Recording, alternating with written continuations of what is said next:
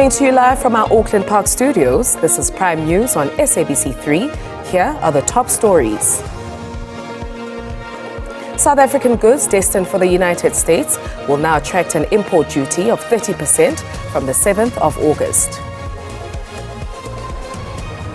In aviation news, South Africa's Air Traffic and Navigation Services has confirmed operational disruptions and departure delays at OR Tambo International Airport.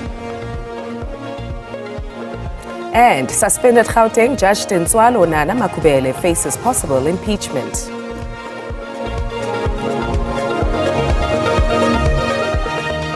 August is here, and so is your 8 o'clock news bulletin. Welcome to Prime News on 3 on this very first day of the month. My name is Beki Mutumomolete, and we are setting the tone for the significant month ahead that celebrates the strength, resilience, and contribution of women. Let's take a look at the top news stories for the evening, and here they are.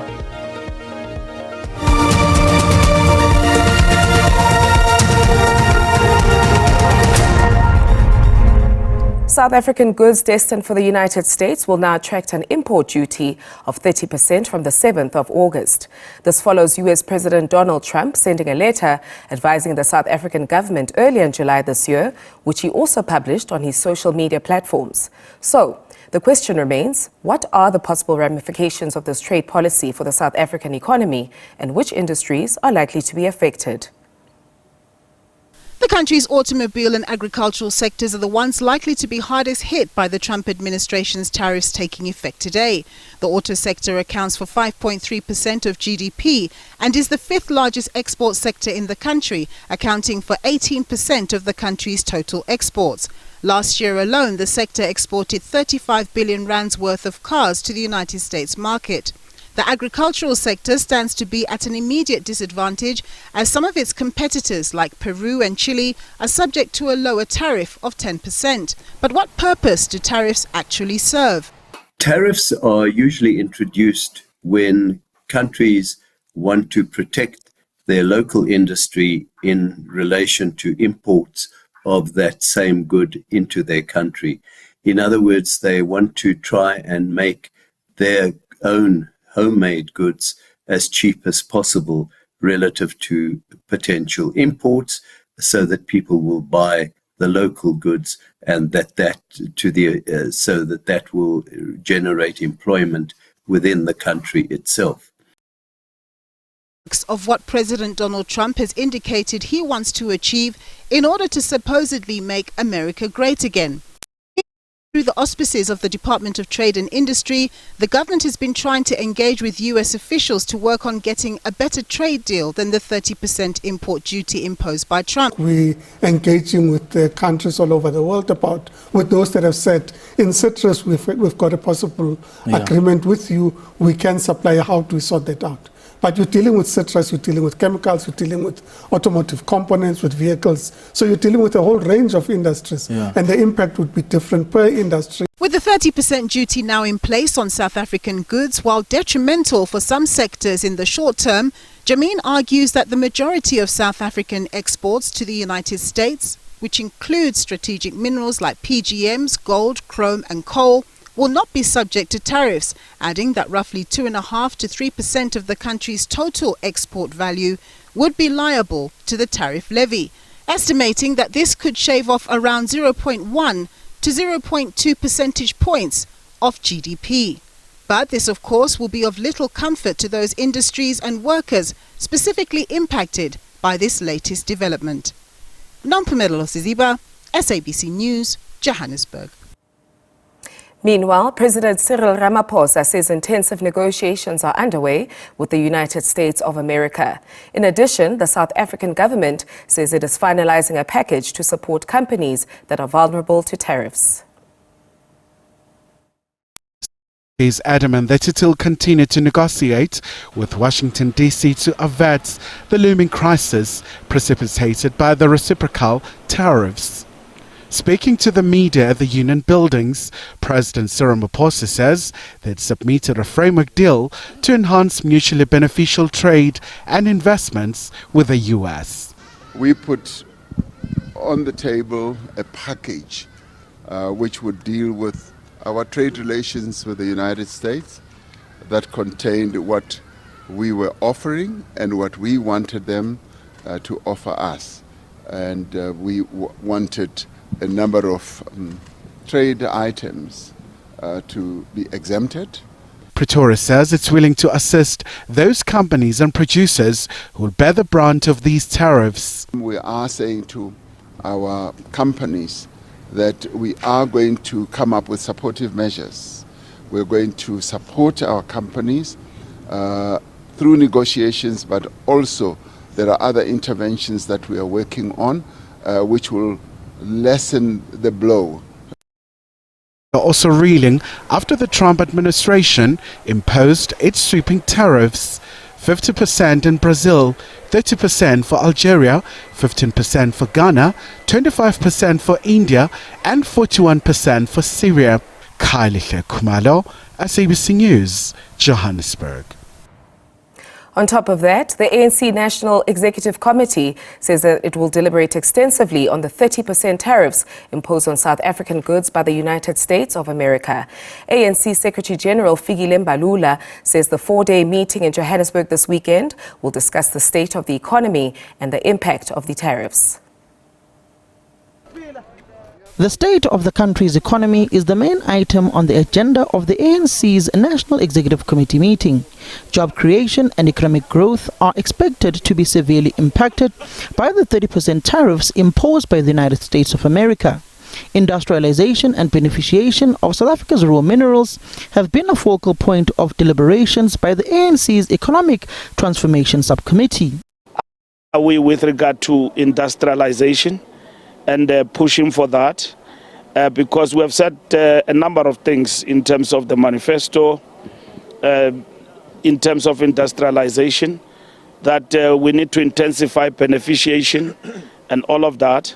So the ETC will present here, and then we'll have a way forward from the point of view of the ANC in terms of what needs to be done. The preparations for the G20 summit will also be looked at in the political overview report on the international balance of forces. The party believes that the city of Johannesburg is ready to host the G20 summit despite the service delivery challenges the city faces. Johannesburg is ready and should be ready to host the G20 summit. ANC President Cyril Ramaphosa, in his political overview, detailed the global balance of forces and the repercussions of the USA taking a negative stance on South Africa. The political overview also set out the performance of the economy, noting the decrease of the interest rates by 25 basis points by the Reserve Bank. Samkela Masego, SABC News, Johannesburg. President Cyril Ramaphosa has appointed Professor Feroz Kachalia as Minister of Police amid growing concerns over alleged criminal syndicates infiltrating state security agencies. This comes after a constitutional court ruling dismissed the challenge by the Umkhonto weSizwe party, which had questioned the president's powers to place Police Minister Senzo Mchunu on special leave and appoint Kachalia in his place. In terms of the powers vested in me by Section 91(3)(c) of the Constitution of the Republic of South Africa, 1996, I have decided to appoint the following person, Professor Feroz Kachalia, to be Minister of Police. Last month, serious allegations surfaced about organized criminal networks infiltrating South Africa's state security structures. In response, Mchunu was placed on special leave pending the outcome of a Judicial Commission of Inquiry. Professor Kachalia has now taken the reins of a ministry under scrutiny. Kachalia, who also serves as chairperson of the National Anti-Corruption Council, says he intends to use the council's findings to inform his leadership. I'm now in a better position than I was as chairperson of the council to take the recommendations of the council forward, and I will certainly be doing so. I will be asking the National Commissioner when I meet him to arrange for a meeting between the council and the National Anti-Corruption, between the National Anti-Corruption Council and his management team to discuss our recommendations. Kachalia says he is mindful of South Africa's troubled history with policing and has warned against heavy-handed approaches. National Police Commissioner General Fanny Masamola has pledged his full support to the new minister. I commit to work with him. I support him. I will support him. And the men and women in blue, we will support him, to commit to work with him. Kachalia is expected to visit all 9 provinces in the coming months. Zara Groenewald, SABC News, Johannesburg.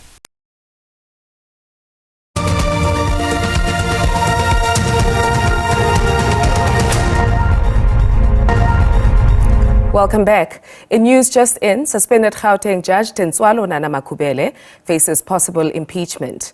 That's after the Judicial Service Commission found the suspended judge guilty of gross misconduct for Part A, accepting appointment as chairperson of the PRASA board while being a judge, as well as Part B, failing to act honorably during her tenure at PRASA.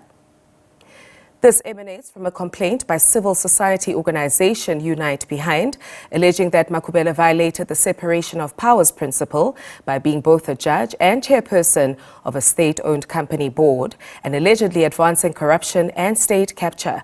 The JSC has now resolved to refer the matter to the Speaker of the National Assembly and to recommend the commencement of removal proceedings in terms of Section 177, which is impeachment.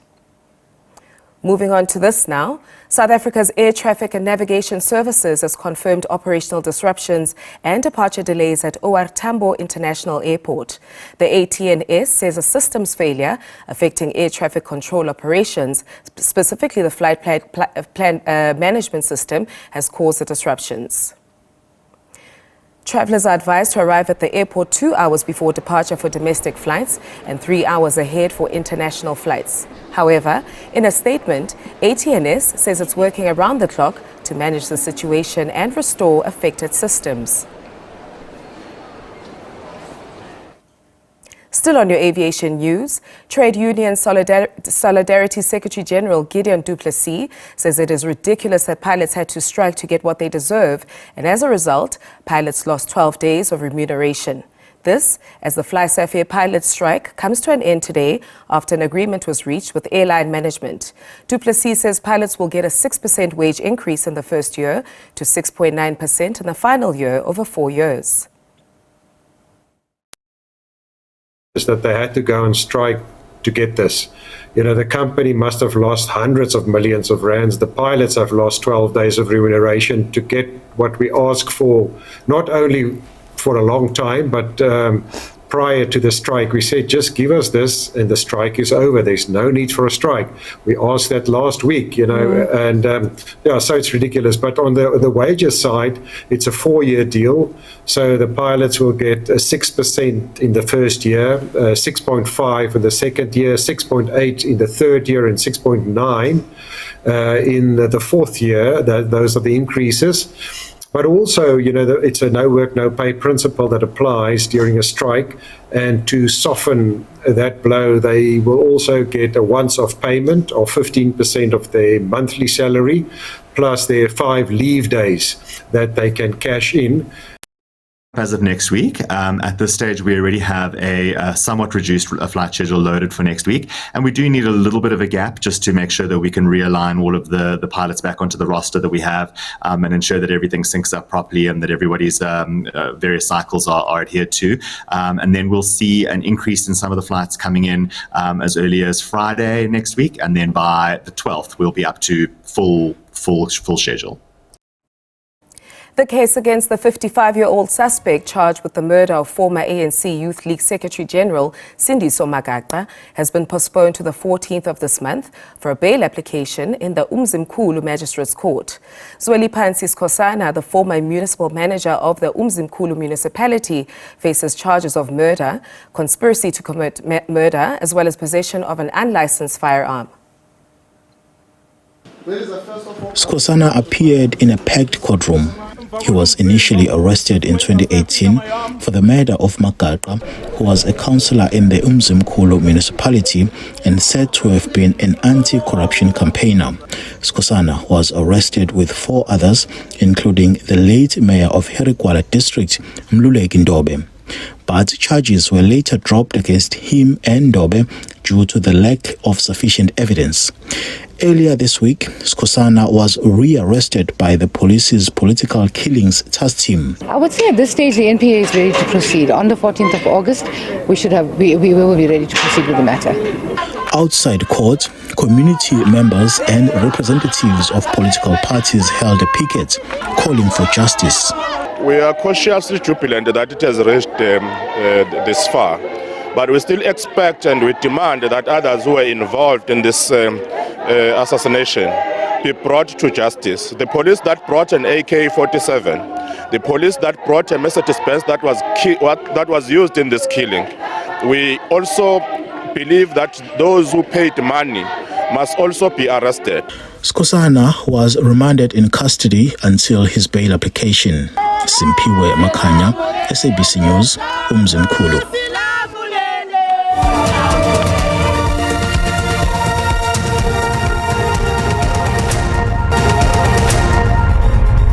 Thank you for staying with us. The Minister of Women, Youth and Persons with Disabilities, Cindi Swachikunga, has made a call for the protection of women-owned businesses in the wake of the 30% U.S. tariffs.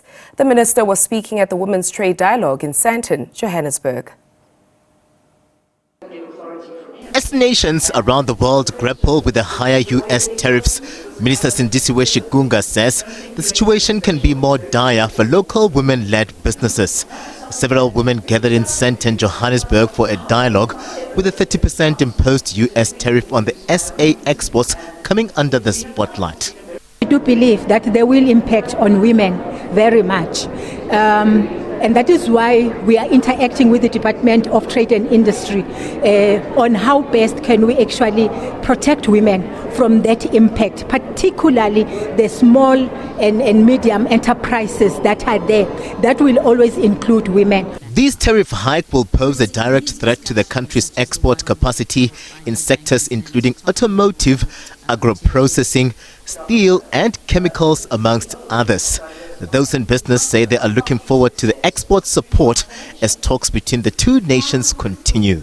President must be able to give a clear line of march on what is he that is going to do to ensure that young women from rural areas, particularly Limpopo, their livelihoods improve.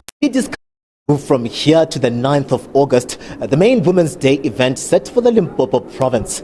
Expectations are that of President Cyril Ramaphosa delivering safeguards for women businesses with the hope that the imposed tariffs won't lead to large-scale job losses and the death of some small businesses.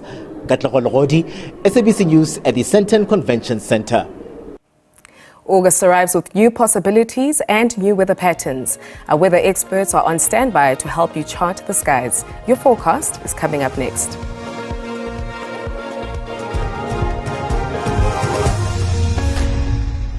Welcome, and let's take a look at your weather details. Partly cloudy skies along the coastal areas, Western Cape going to Eastern Cape, KwaZulu-Natal with isolated showers along the coastal areas. To the interior, it is going to be clear tonight with few clouds sitting over the eastern parts of Mpumalanga and Limpopo for tonight. Tomorrow, related conditions can be expected over Eastern Cape with isolated showers along the coastal areas. Heading to KwaZulu-Natal, the northeastern parts, still some few clouds, but clear over most parts of South Africa. We do have a warning, strong damaging winds along the coastal areas going to Northern Cape, Western Cape, Eastern Cape, KwaZulu-Natal. Please do take note of that. And over the interior of KwaZulu-Natal, we're also expecting those strong winds. Do make sure that you are safe.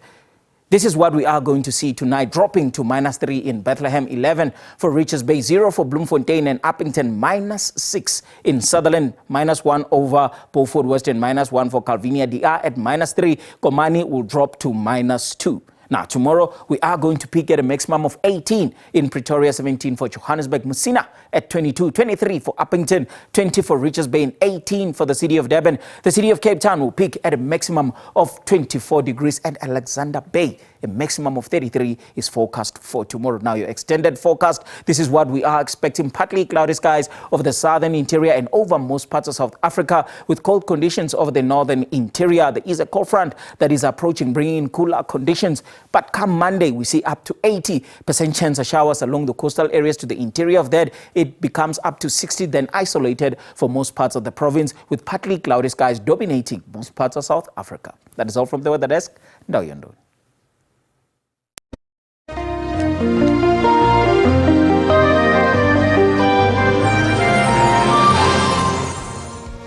As August continues, let's keep shining a light on the incredible women who inspire us. My message to you is to keep pushing boundaries and breaking barriers for women everywhere. After all, the future is female. Thank you for watching Prime News on 3. From myself, Becky, and my wonderful team, good night and happy Women's Month.